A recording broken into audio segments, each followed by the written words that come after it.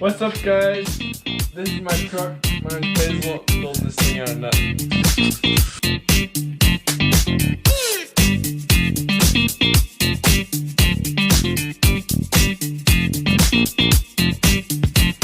Alright guys, today we are on Basil's workshop.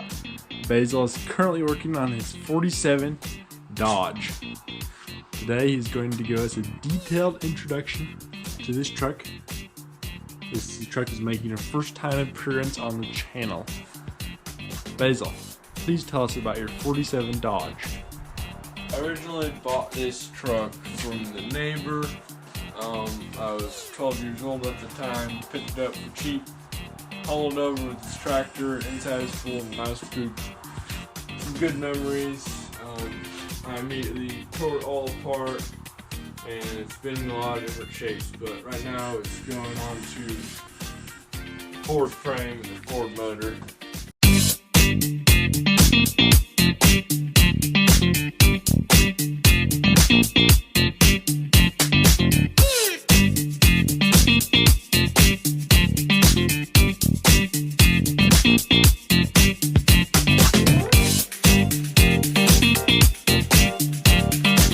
I'm installing four-wheel drive, airbag suspension, approximately 8 to 9 inches of travel. Each airbag will be individually controlled in the cab. I'm using a Dana 60 front axle, 4x60 motor, mostly parts out of a Ford donor truck. I've kept body modification to a minimum. I created the front clip so it tips up, and I extended the cab 6 inches, and I'm moving the door handles, deleted the fuel filler, just a little details. Why don't you go ahead and show us how the front clip works? The hood's gonna fall off.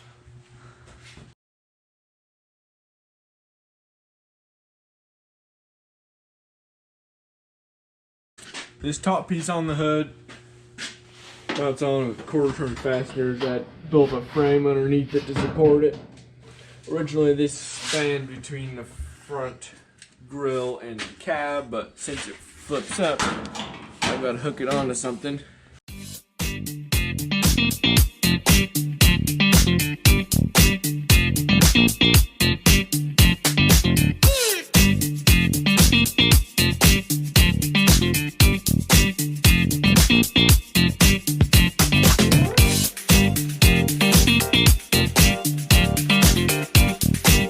Okay, so now with the quarter turn fasteners completed, what is the next step, Basil?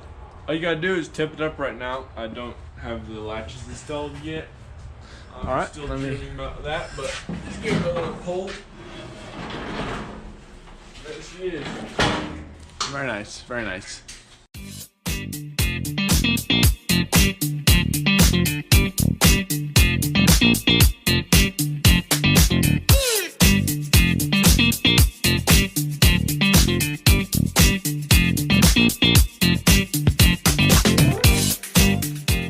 I built the frame mainly out of 1-inch tube by 1/8 wall with a little bit of 2-inch tube just to get started for the main structural. It should be plenty strong. Looks like you incorporated a little bit of C-channel there too. Just a little bit, yep. Tell us about this custom trimming right here.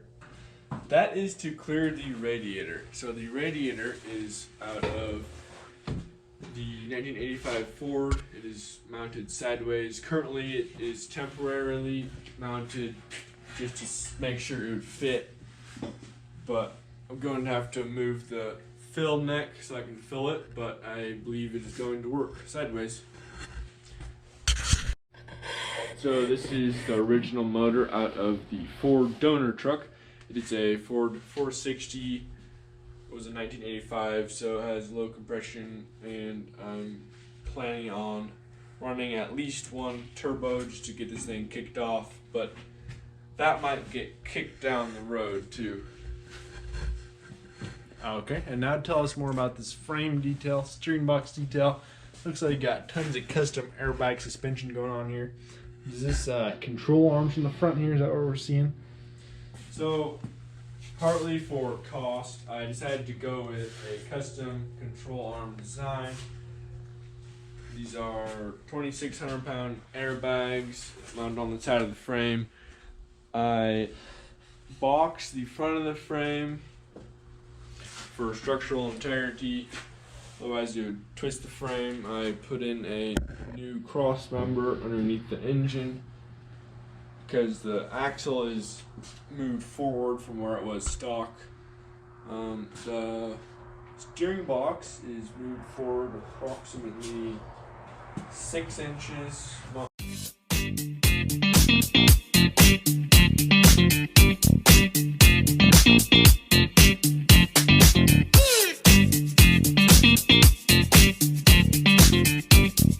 Alright, now tell me more about your transmission, transfer case, and axle ratio setup right now. Right now I have the T19 transmission, a Borg-Warner transfer case.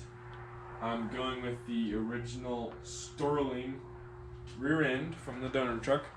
I have a front axle from a 1995 Ford F350, so it's a one-ton axle, and I'm running 353 gears currently. I may have to size up depending on how much I size up the tires.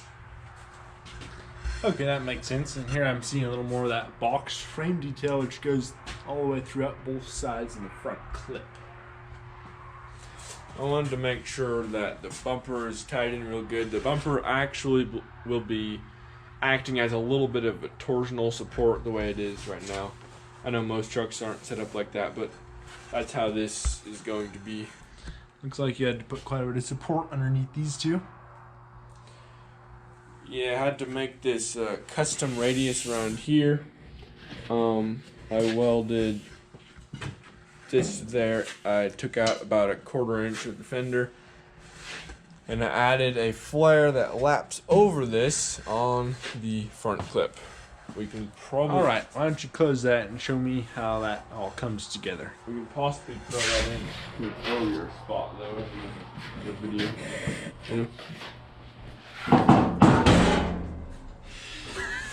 Ouch. Need some adjustment. It works wonderful, guys. I need some adjustment, but this will end up fitting flush all the way down here. That's good. Dude, what is that? I can't tell if you're serious or not now. I am. Next up, Basil, why don't you tell me about this unique hinged windshield detail? This is not a detail we see on some of these later model cars. So, this entire windshield hinges up.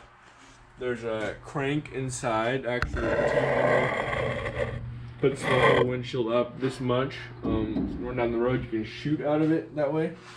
You don't break the windshield with your gun. I did find all the rubber inside and out, and it seals really quite well for being a 47.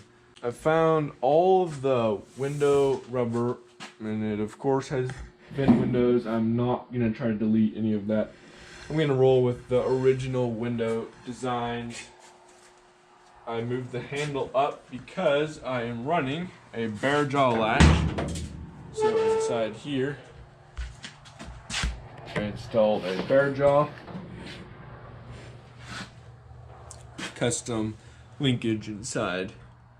Going to use the original handle locations on the inside, not the outside. Yeah, I'm going to use the original handle locations on the inside of the cab.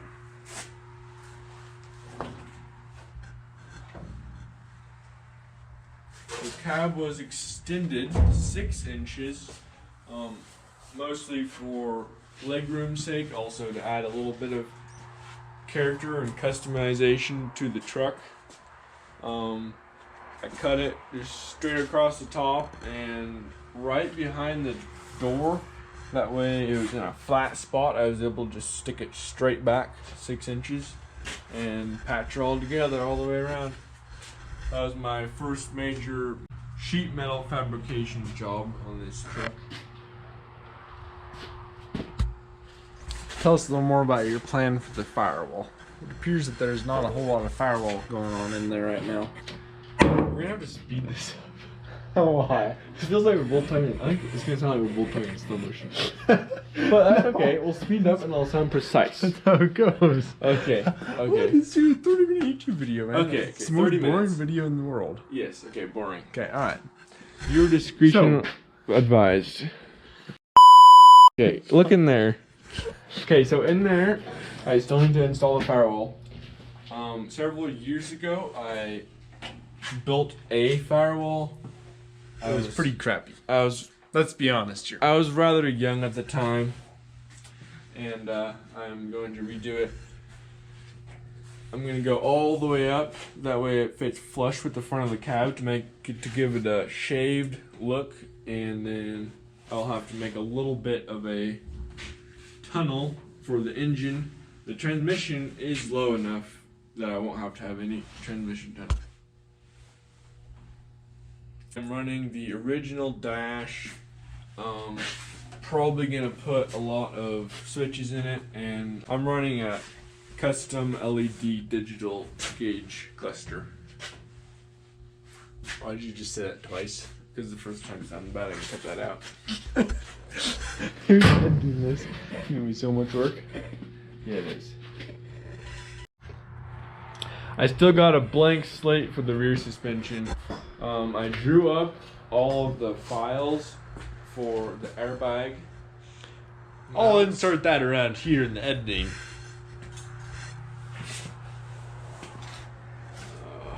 How about keep talking? You're supposed to keep talking. You messed up my train of thought. No. Okay.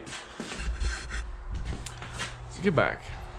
I'm gonna mount the airbags right underneath the frame here. A little bracket out the side. That's the most similar I could mount it to the original leaf springs mounts, which went out the side. I'm going to have to add another little piece across to keep the frame from torsioning out.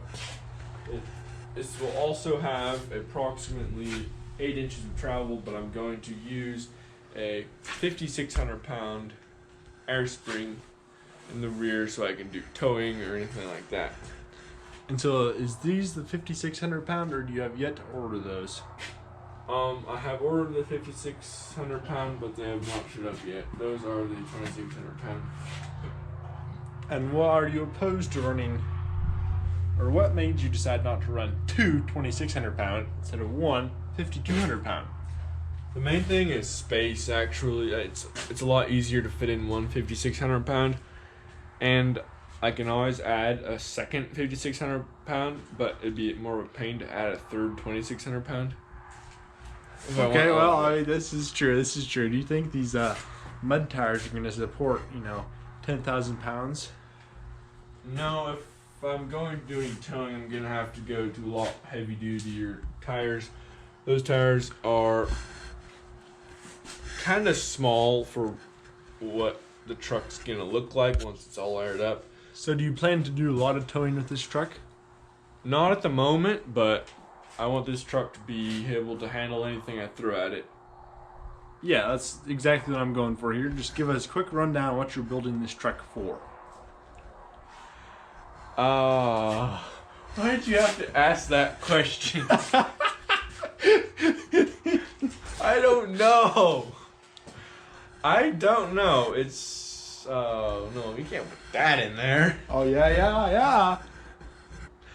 It's been a fun project for me over the past few years, and I will probably either be rig welding out of it or overlanding out of it, depending on how comfortable it is to drive.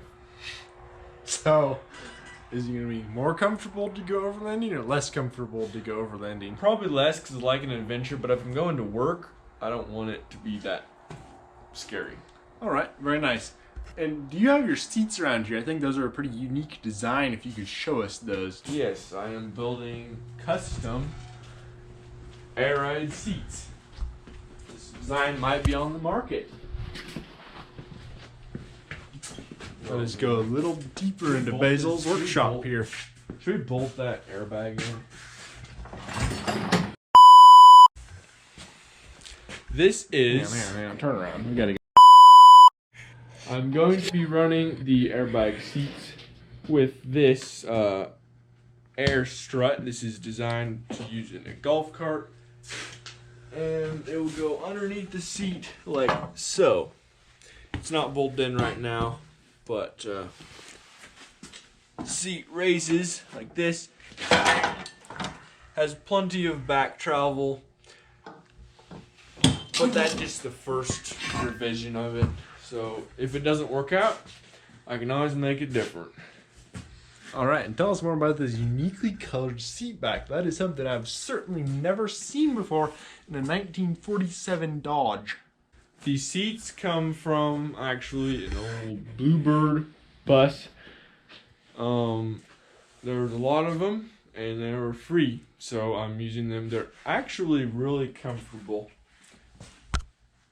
I'm considering having them leather wrapped in the future.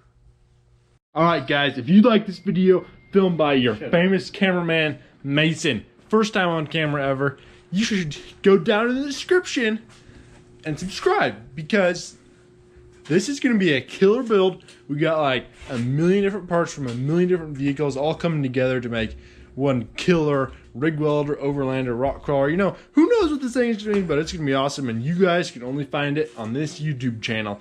Isn't that right, Basil? Yep, follow along to see me build this thing.